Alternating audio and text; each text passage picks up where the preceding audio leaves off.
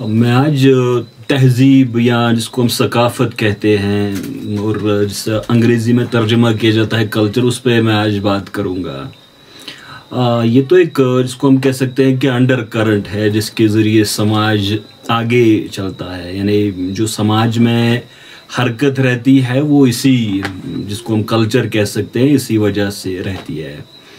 देखिए, हमेशा ये एक मुश्किल काम है कि हम जब एक ज़बान से दूसरी ज़बान में उसका तर्जमा करें, इसे हम ट्रांसलेशन कहते हैं। ट्रांसलेशन हमेशा से मुश्किल होती है, और फिर जब एक टर्म की या इस्तिलाह का तर्जमा करना हो वो और ज़्यादा मुश्किल हो जाता है।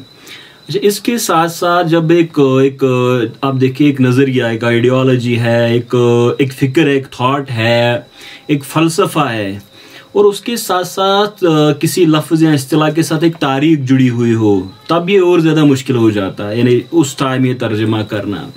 ये सारी बहस मैं इस वजह से कर रहा हूँ कि अब देखिए, ये जो मैंने दो अल्फाज टू वर्ड्स इस्तेमाल किए, एक है तहजीब, एक है सकाफ़त।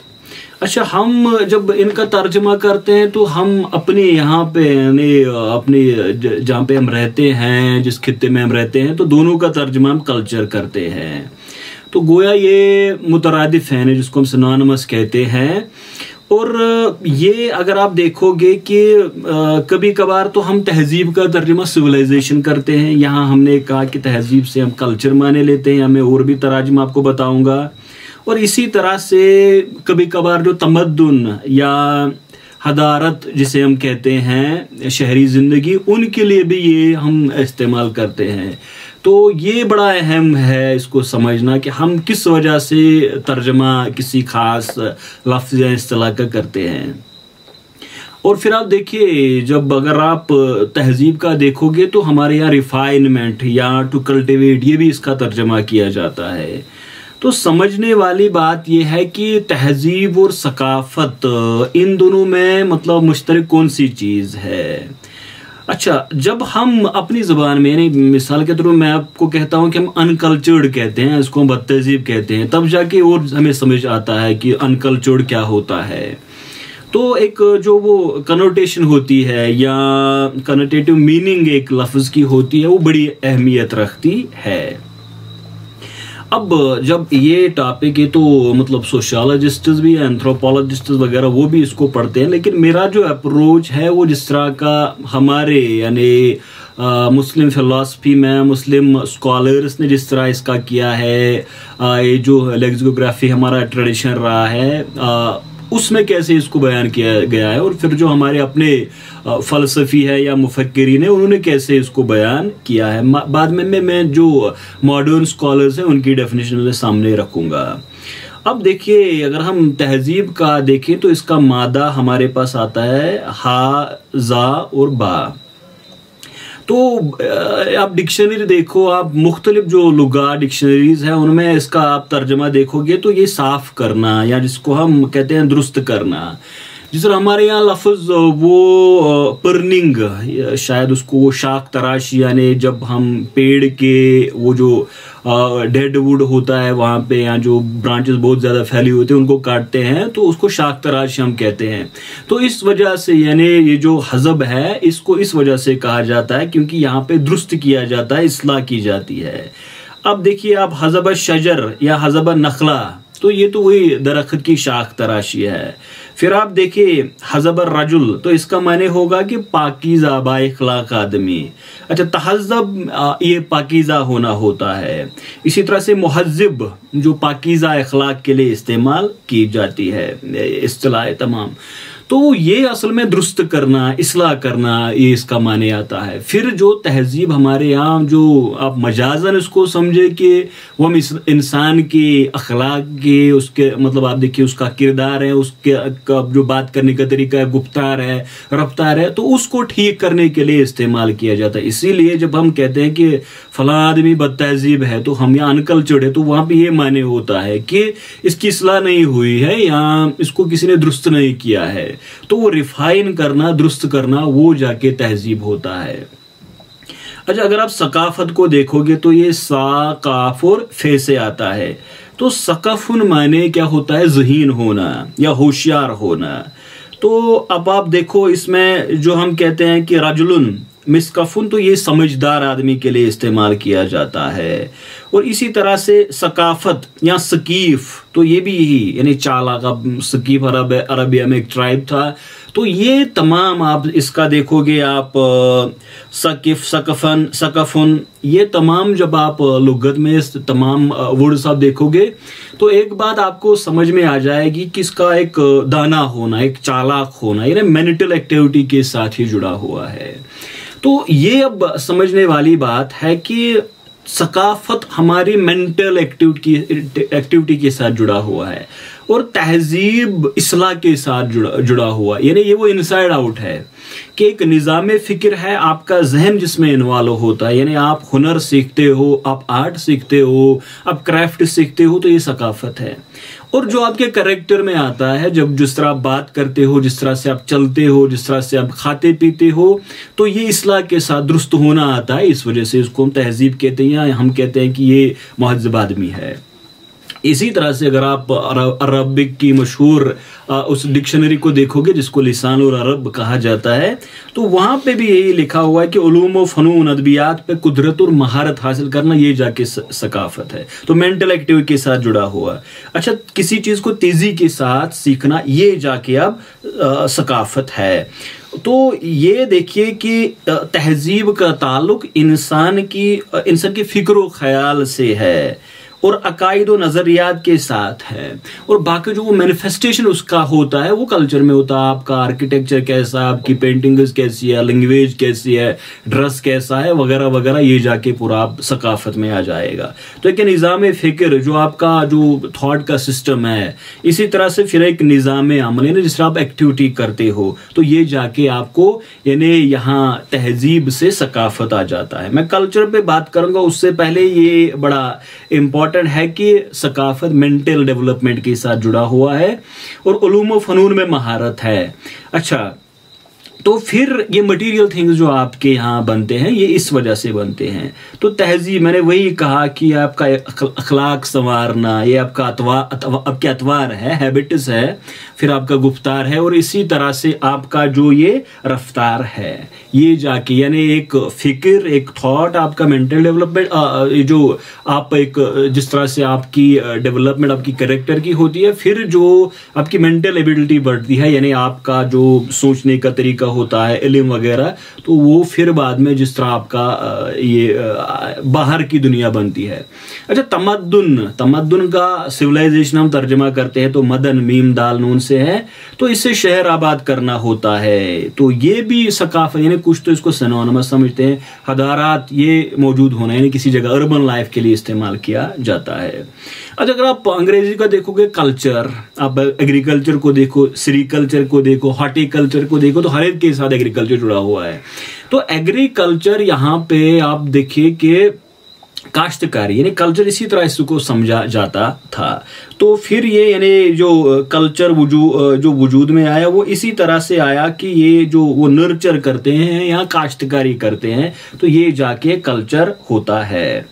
मैं थोड़ा इस पे बात करूंगा कि जो ये मॉडर्न वेस्टर्न स्कॉलर्स हैं, उनमें बड़ा नाम इसमें आता है ई.बी. टेलर का, फिर अल्फ्रेड वेबर का, मैक्लिवर का, इसी तरह से बाकी है। तो उसमें टेलर की डेफिनेशन को बड़ा एक समझा जाए, एक जामे डेफिनेशन है उस टेलर की। तो उसने यही कहा है कि ये जो यानी वो सकाफत और तहजीब को मुतरादिफ समझते हैं, मुतकाबिल नहीं, बल्कि सुनान में एक ही चीज है। और सकाफत से यहाँ सिविलाइजेशन मुराद है। हमारे यहाँ नहीं, जिस हम तहजीब और सकाफत करते हैं, इनके यहाँ सकाफत कल्चर है और तहजीब सिविलाइजेशन है। तो वो कहते हैं कि इसमें तमाम चीजें आती है, यानी आप इसमें देखिए अकीदा यानी मजहब है, आपका फन इखलाक है, कानून है, सलाहियतें हैं, आपके आदात है, और जिस तरह आप एक कम्युनिटी के मेंबर हो, तो वो जो आपको दरपेश होते हैं वो सारे इसमें आ जाते हैं। और ये जाके यानी जो सकाफत कौम की है वो फनून और अकली काम यानी उनके साथ जुड़ा हुआ है। और यहाँ पे ये जो अल्फ्रेड वेबर और मैकलेवर है वो सकाफत की बुनियाद साइंस टेक्नोलॉजी को समझते हैं। यानी उनके हिसाब से साइंस और टेक्नोलॉजी के जरिए से सकाफत पैदा होती है, जबकि तहजीब यानी वो जो आपके यहाँ फलसफा है, मजहब है और बाकी जो आपके मुख्तलिफ मामलात है उनकी तकमील के लिए, उनको हासिल करने के लिए ये वजूद में आता है। तो सकाफत की बुनियाद साइंस टेक्नोलॉजी है।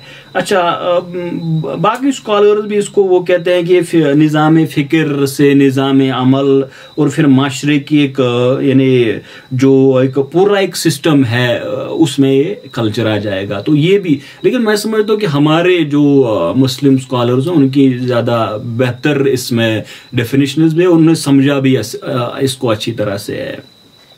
अब बुनियादी बात जो हम समझते हैं कि तहजीब आपके जो हैबिट्स है, आपका जो बात करने का तरीका है, आपका जो चलने का तरीका है, इनके साथ वो जुड़ा हुआ है। तो फिर इससे बाहर जाके सकाफत आ जाती है, जिससे आपकी लैंग्वेज, जिससे आपका ड्रेस, जिससे आपका आर्किटेक्चर, आर्ट, फिर इसी तरह से जो बाकी सहूलियातें आप लेते हो। एक अहम बात यहाँ पे है कि क्या मजहब और सकाफत एक ही चीज़ है? अच्छा, ये 20वीं सेंचुरी में मुसलमानों में से कुछ लोगों ने, या जो अपने आप को मुस्लिम स्कॉलर्स ख्याल करते थे, उनका ये कहना था कि इस्लाम ही तहजीब है, यानी मजहब और तहजीब एक ही चीज़ है।